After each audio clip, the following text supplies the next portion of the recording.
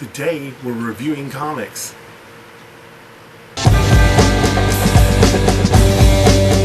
Coming to you from parts unknown, it's Van Scapling talking comics, graphic design, and art. Sit back and enjoy tonight's episode. Hello friends, and welcome to another episode. Today we're going to be reviewing comics, and first up is the 12 Straczynski and Weston. And I bought these individually until I couldn't find them anymore, and I really wanted to know the ending. And this has been out for a little while, this collected edition, and I made sure not to read anything, a review or anything talking about it, because I did not want to spoil the ending. And it is an amazing book. It's a murder mystery, but it has superheroes from the 40s who have been pretty much in sleeper mode until recently, and they wake up in our day and time.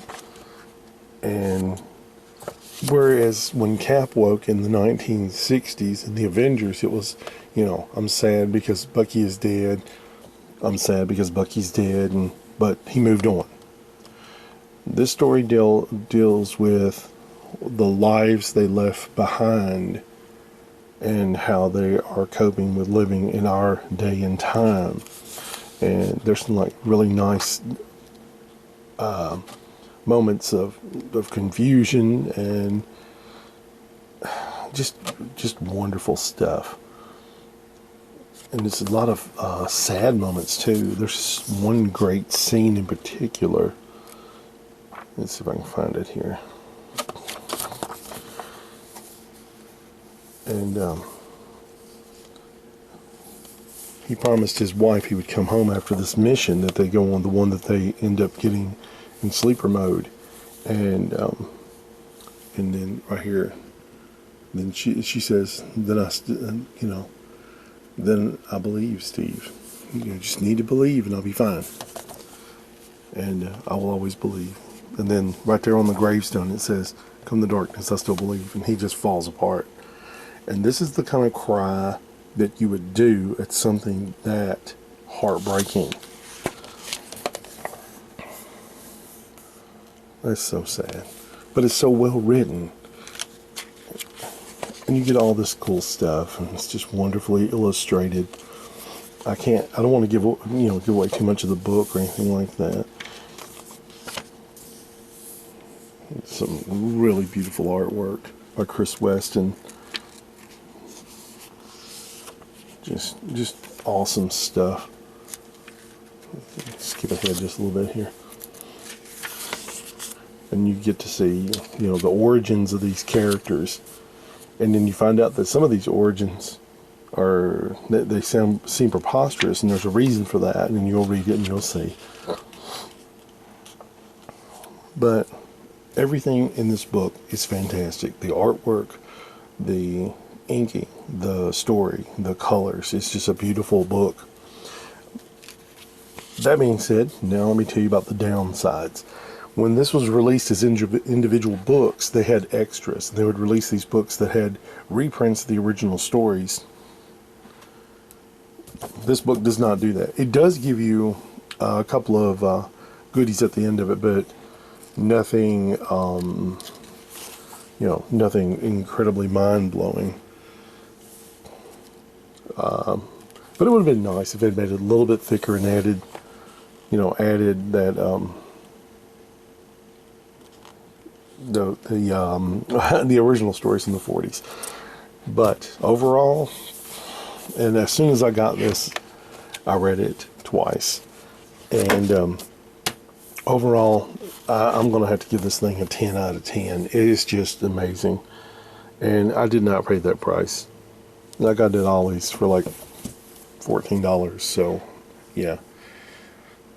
So that's the 12 by Michael J. Straczynski and Chris Weston. highly recommend. Excellent book. If you like film noir, if you like old superheroes, yeah, good stuff. And always, if I can find them, books by J. Piscopo are always a treat. And Thoris does not let anyone down. It is just wonderful. It's mythologies, along with the aesthetic of the feel of Hawkman and Thor combined. And yes, this book has been out for a minute, but I was only able to recently obtain it, so there you go. And his artwork always has this cool, clean, crisp style, but in this one you can see the influences of Jack Kirby mixed with his style, and it is just really powerful. Everything in here is just like boom, over the top artwork, very Jack Kirby.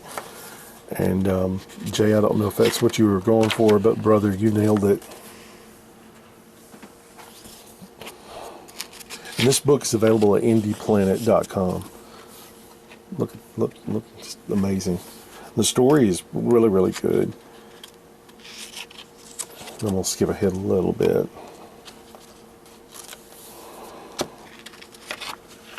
Just really cool stuff.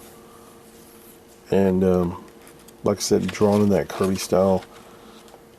No complaints really.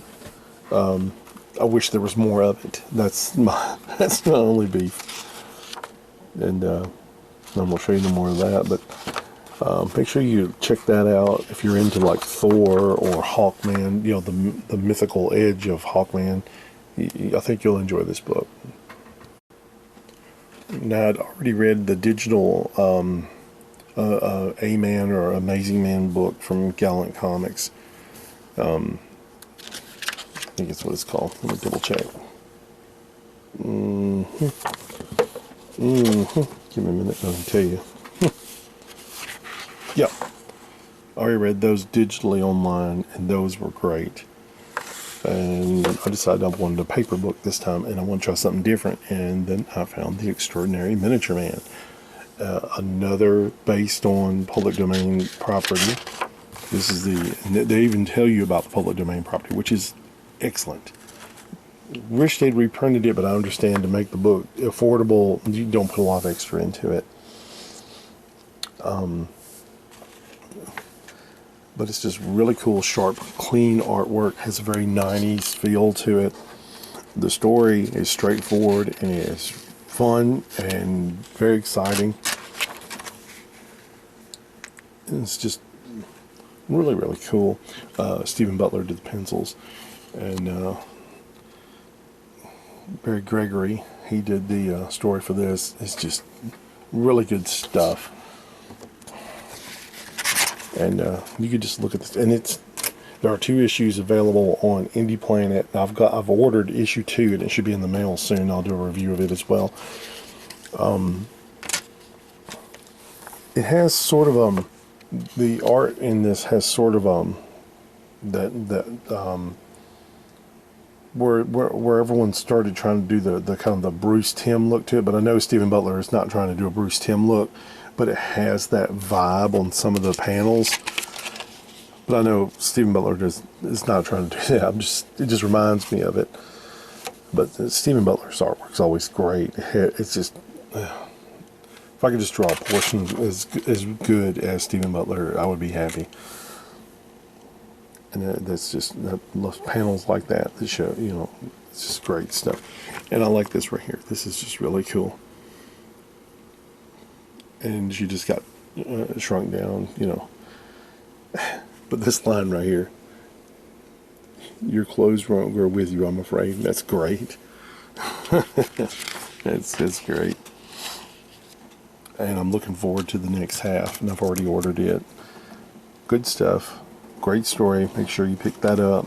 It's available at INDYPLANET.com.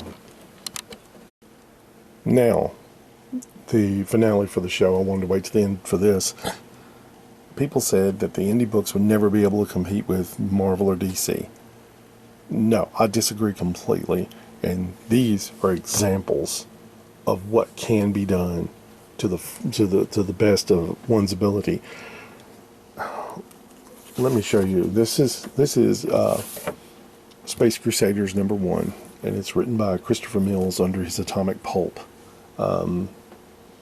imprint or comic company or whatever you want to call it. And again, you have a public domain property, Rex Dexter of Mars. And then you go, he does a nice little creative by Dick Briefer right here. Very good, very good. Incredibly good story. The artwork is fantastic. And the art's by Peter Grau, and I hope it's pronounced Grau because I've been pronounced it wrong for years if it's not Grau. Anyway, the last time I read a Christopher Mills comic, it was Captain Midnight. It was in black and white. And that was one of the things I did not like about it. The only thing I didn't like about it was in black and white.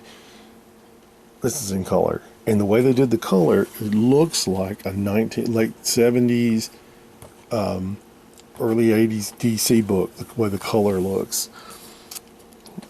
There's not a lot of over coloring or anything like that like I do. I go crazy with it,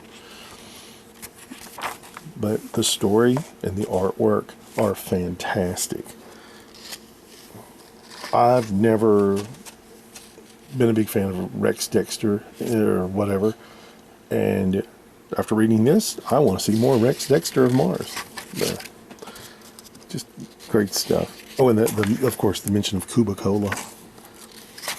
The artwork is just amazing. The story's amazing. And I like this. This is some great pacing.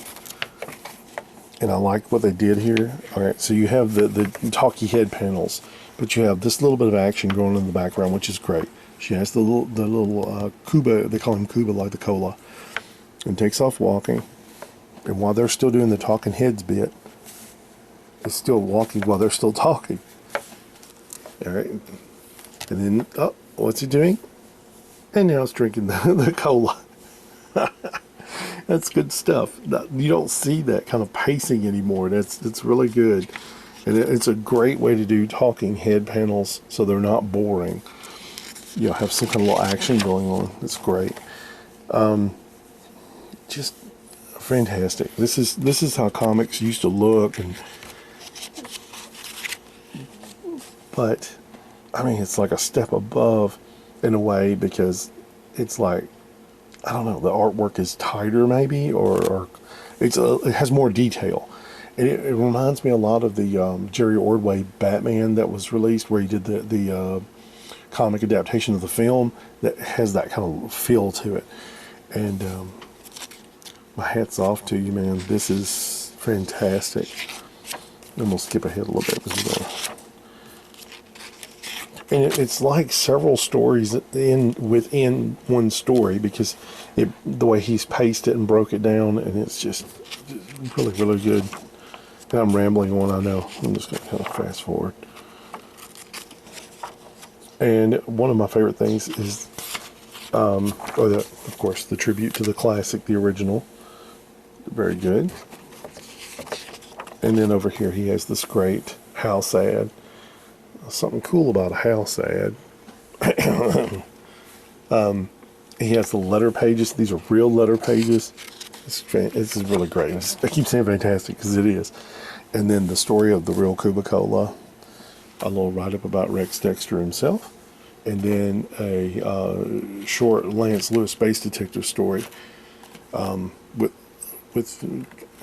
just a really cool story. And it's cool art. And it's film noir in outer space. Alright, and now I went ahead when I ordered that and ordered issue number 2.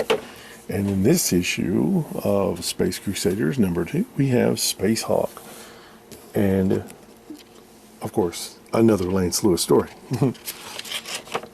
Again, you've got the tribute to the creator, Basil Wolverton.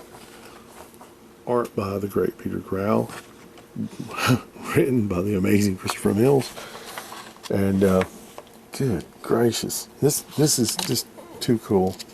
And to take Basil Wolverton's kind of, I don't want to say cartoony, but super unique artwork, and turn it into something solid in a world that's more realistic looking.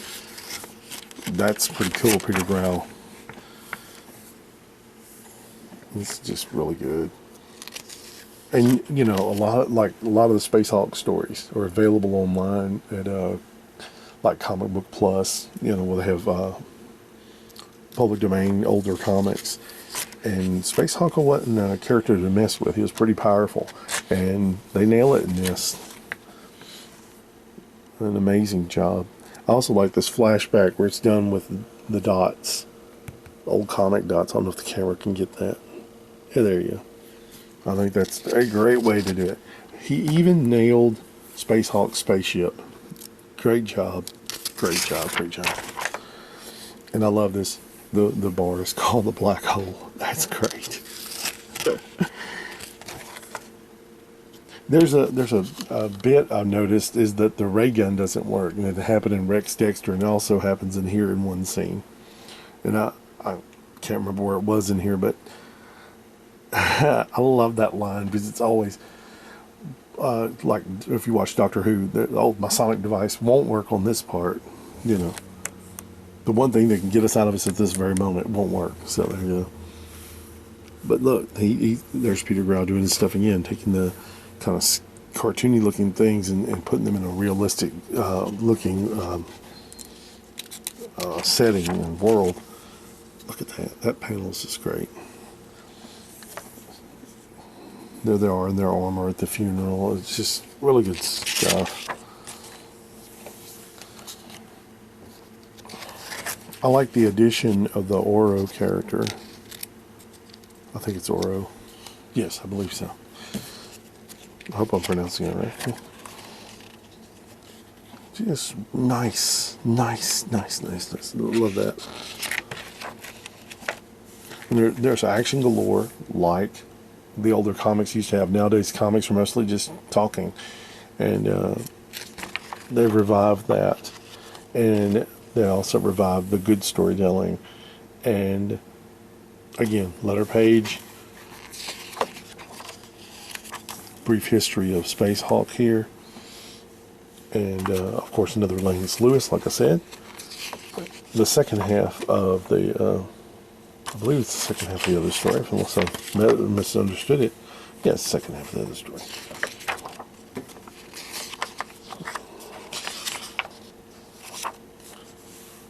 Another house ad.